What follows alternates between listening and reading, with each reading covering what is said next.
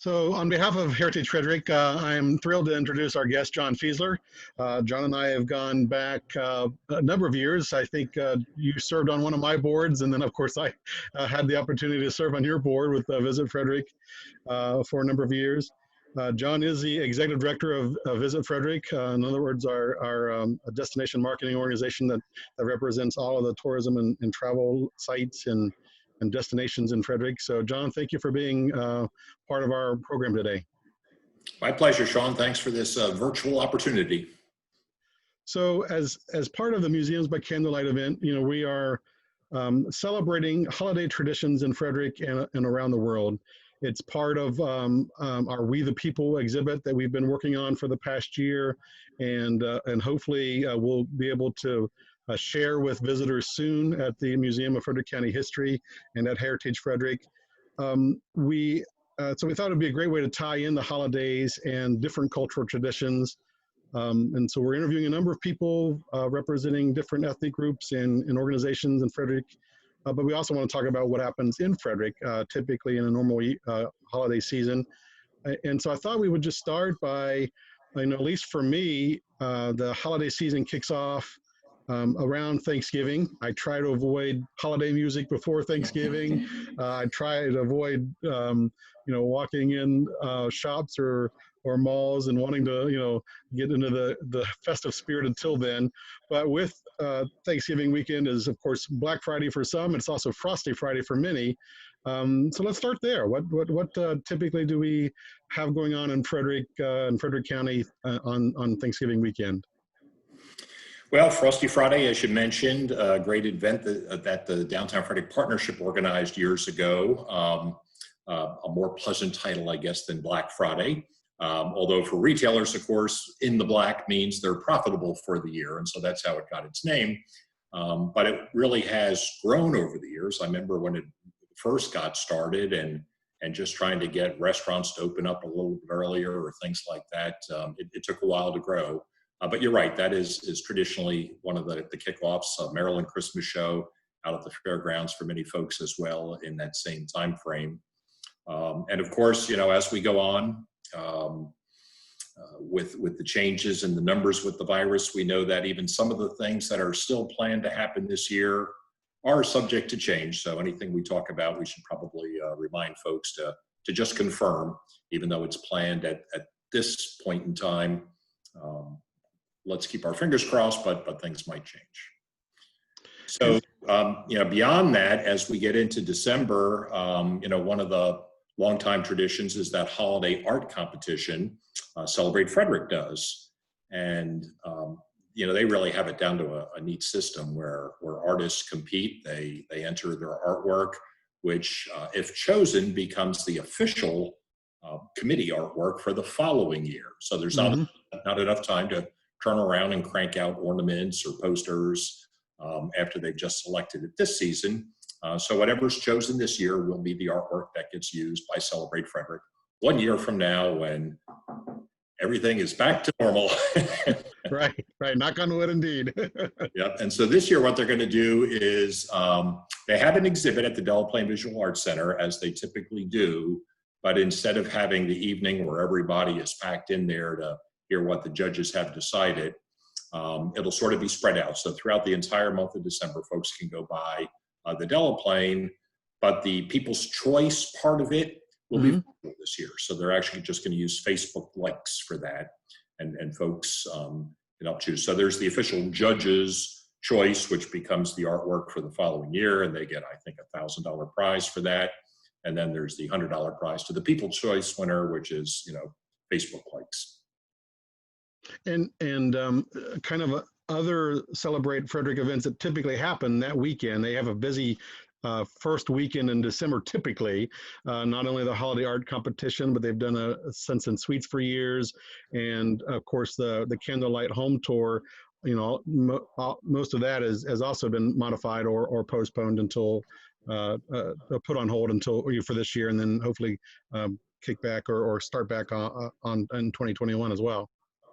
Yeah, and I want to give credit to, you know, not only Celebrate Frederick, but really all of our stakeholders around the county. At Visit Frederick, we mainly brag about what other people do. So we're promoting the efforts of Heritage Frederick or our other sites, certainly the merchants, the main streets, the arts organizations from one end of the county to the other. There's a couple events we organize, and we'll talk about those in a little bit. But with Scents and Sweets, they have figured out a way to keep that going. So it will be both online and an in-person exhibit. So the online part starts first. These are the gingerbread creations that people, are really, really talented that put those out. But if you want to see them in person and get the smell that goes with them, you can do that at Warehouse Cinemas. So they found a nice large space and a way to get out there on the Golden Mile with this event. And so, you sort of have your choice. And that's the way, you and I have been in so many sort of virtual hybrid things this year where some people show up in person, others prefer to do it virtually. And so they've come up with that for Scents and Sweets. The house tour is always very, very popular. And I know they, were trying to figure out, is there any way to continue that? And what they have decided to do is a holiday decoration tour. So basically Christmas-like tour. They are still selling tickets for that. And I think it's $10. Again, this is through Celebrate Frederick, celeratefrederick.com. And they will have a route. And for the week of December 5th through the 12th, every evening you can sort of go along and pick your favorite house, whether you see the Christmas tree through the window or the decorations on the outside, and choose your favorite that way. So it's a way to sort of continue the tradition without actually having 1,500 people going through somebody's historical whatever. Yeah, and that's a favorite event of my wife Cindy and I is in terms of we typically are a docent somewhere at someone's house year to year. So it's something that we look forward to each year, and we'll definitely be looking forward to 2021. I know outside of Frederick, there's also some other events taking place that first weekend in December, I believe. I believe down in Brunswick and some other points. That's correct. One more thought on Celebrate Frederick is they did, when discussing the Kris Kringle Parade, decide they just flat out had to cancel that for this year. So that's a popular event that they really couldn't come up with a workaround. So no Kris Kringle procession this year, but the Brunswick parade is still scheduled. Not as big as the parade that you coordinate for Brunswick, the ongoing Veterans Day parade, and congratulations on that. You picked the nicest day of fall. We did, yes. But there is Brunswick Holiday Parade happens on December 5th that evening. And again, as we mentioned earlier, all these things are probably still subject to change depending on what happens. But folks are being creative and trying to find safe ways to continue to do as many of these things as possible, perhaps in a modified fashion. So that does continue. Also, early part of the month, up in Emmitsburg, Door to Bethlehem, and you're mentioning Christmas traditions around the world, so that's modeled up after Los Posados, a Mexican celebration that sort of retraces the route of Mary and Joseph on their way from Nazareth to Bethlehem. And up at the National Shrine of St. Elizabeth Ann Seton, they've been doing that now for several years. I've done it a couple of times, and it's very impressive. It's we always talk about trying to see things through other people's eyes, and that really is the experience to do that. Is they use the historic buildings on the campus there at the Seton Shrine, and you go around as Mary and Joseph try to get led in at different places, and you get the responses often in modern day terms. Somebody opens the door looking at their cell phone and they thought it was the pizza guy or whatever it might be, but it still makes the point. So that one is continuing. That's 3 nights, I think December 4th, 5th, and 6th up there, and they do tickets are very inexpensive. I think it's like a $6 price for that. I'm actually that's one event I haven't done, so I think we will have to check that out. So thanks for pointing that out. And then I think the second weekend in December, we typically, of course, do Museums by Candlelight, which is a county-wide celebration with a number of museums and historic sites.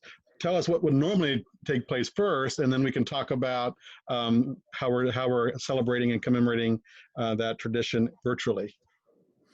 Well, the Frederick Historic Sites Consortium, which started out decades ago with about 7 of the sites, now up to a couple of dozen, does this the second Saturday typically of December of every year. This year we have this program right now going on for the first half of December, where it's a virtual experience. But in a normal year, you'd be able to go around to the different sites from Seton Shrine we were just talking about, all the way down to the Great Museum in Brunswick. The sites that are participating with special programs very often. They might be decorated for the holidays, talking about different local traditions there. But it's a great event, I find, for people that live here to take advantage of what's in their own backyard. I actually had a meeting earlier today with somebody that grew up in New York and talked about how old he was before he actually went to the Empire State Building, because it's in your backyard. More New Yorkers have been to Disney World than the Statue of Liberty. And so folks may be familiar with these sites. This is a good invitation to come visit them. So that would be what you normally get to do, get inside the doors. This year, we're kind of continuing the tradition in a virtual format, and each of the sites contributing, content like this. But hopefully next year, you can get out and about and visit these great heritage resources that we have right here in our own backyard. And before we move on to post-Christmas, are there any other events or activities that we've not talked about that you want to kind of raise or bring up? One of the things Downtown Frederick Partnership is doing is their Operation Sparkle scavenger hunt. So that's a chance to go through, and I think you're looking for display in different shop windows and counting how many of these light displays there are. But speaking of lights, the lit up trees throughout downtown Frederick are an attraction in their own right, and the kind of thing that you can do whenever. So they'll be up for several months, and a lot of folks like coming down just for that ambiance. So there's that. Of course, sailing through the winter solstice, boats on Carroll Creek, which are up to like 20 boats that will be in through this whole period of time as well. So just coming down and walking around and being able to be, social distance without any problem, instead of everybody being in one place at one time for an event, I think will make folks feel more comfortable. So that's sort of an ongoing event that's happening the whole time. Do it at your own pace. We've been watching our friends at the Weinberg Center. Of course, their doors have been locked up since March, and trying to figure out how to do some programming. So they are doing some virtual things. Jim Brickman, who has been there many times in person, piano player that you would probably recognize, not just the songs he puts on albums, but the many commercial jingles he's done for a lot of companies over the years. True. It shows a lot of fun, very popular at Christmas time. They're doing that virtually this year. And so that happens on December the 6th. And so that one we think will continue because it is a virtual event, but it is a way to help out the Weinberg. They get a portion of that. A Festival of Lights, getting back to Celebrate Frederick, that is happening there at City Hall. So the date for that is December 18th, 7 p.m. I'm not 100% sure whether the caroling, the group singing will be permitted this year, but the ceremony where candles are lit and folks congregate there, continue a tradition that's gone on for many years. And so as of now, that is still on. Jumping around the county, we were talking about Christmas traditions from elsewhere in the world. Bell Snickle shows up in various places as part of Museums by Candlelight often. The German character that, I guess the original story is that you would disguise yourself and sneak into your neighbor's house and hope to get some of their refreshments or something, and they wouldn't recognize you as the neighbor or whatever. Sometimes it's not the friendliest looking fellow, but there's that tradition as well, bell snickling. Some of the other main streets, Middletown, Thurmont, they have programming that they are hoping to do. When you look at their calendars, so a lot of them will say pending, based on current conditions. So again, we would urge folks to just sort of check the current status. Hopefully we won't see any further restrictions, but I know the public health officials are watching those virus numbers carefully, and we all want to get past this. So 2021 is, a little bit. Yes, we do. Yeah. And then after Christmas, I know that when our bellies are full and we visited family One of the events that Visit Frederick has hosted many years is the historic house tour, houses of worship tour. Sorry about that, John. Can you talk about again in a normal year what that event would look like? Well, this would be the 34th year for it, and it is an ongoing event. And it is one that we're actually hands-on coordinating. It goes way back to folks like Peter Plumondon Sr., who sadly we just lost, a couple of months ago when he was on the tourism board back then. Folks like Bert Anderson, developer of Everardy Square in Chabreau, another early sponsor. And their idea was to do this sort of completely non-commercial event with the notion that people always hear about the clustered spires of Frederick.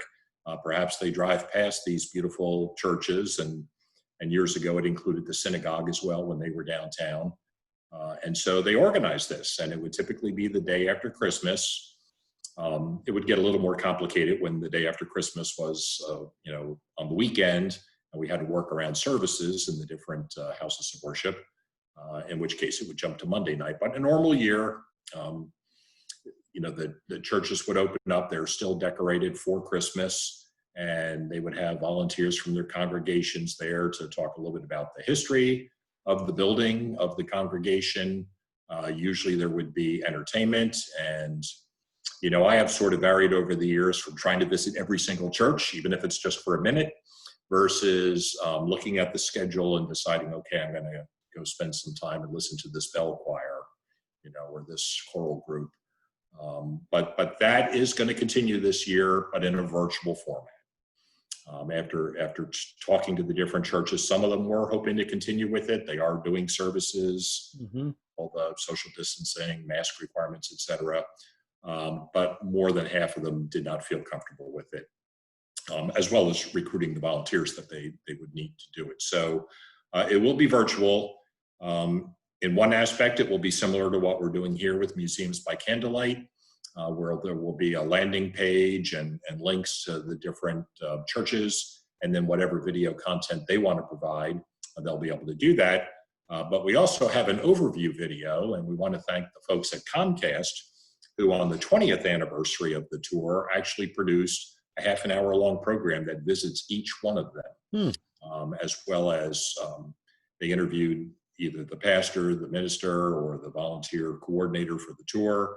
And so we have that. So it's an encore presentation of a program, but we're fortunate in that they were decorated for the holidays that year. And so they'll look different than some of them that really haven't even reopened yet. So whereas normally that would be the evening of the day after Christmas, as soon as we're done with the Museums by Candlelight presentation, we'll go to the virtual presentation really for the second half of December for the Candlelight Tour of Historic Houses of Worship.